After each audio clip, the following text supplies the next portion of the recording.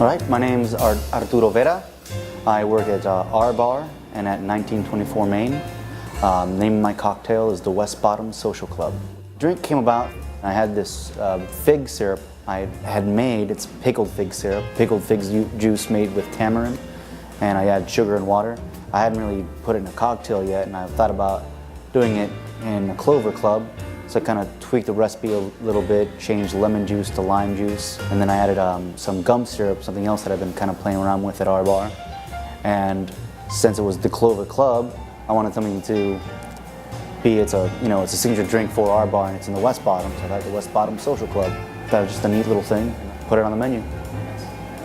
I actually started working in a kitchen in Lawrence, worked at 180 briefly, and then at Blanc, Burgers and Bottles, and the Drop. That's when I started getting into the actual mixology and craft cocktails. I was fortunate enough to get an opportunity to work at 1924 Main under Ryan Mabey.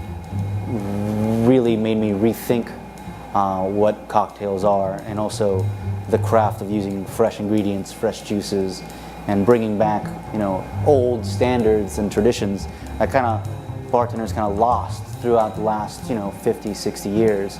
It's now kind of being reinvented, and there's a resurgence in it. And it's just kind of exciting because I read books by Gary Regan and Dale DeGroff, and I realize what they were doing when they were our age. That's what we're doing now. We're rediscovering stuff like, for example, gum syrup, which you look at an old cocktail book, it's on a lot of recipes. A lot of places don't use it.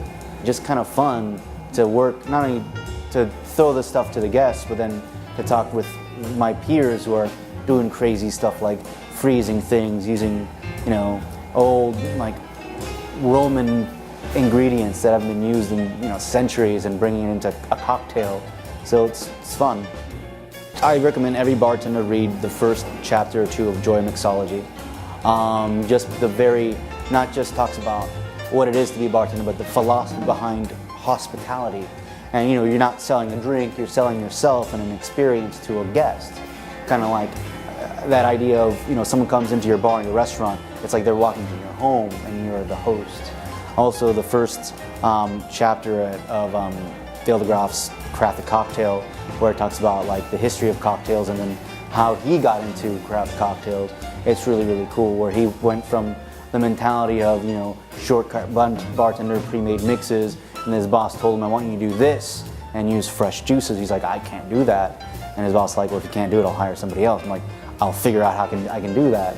Just those two, there's just not the books themselves, but those specific chapters really kind of opened my eyes to what I could be as a bartender.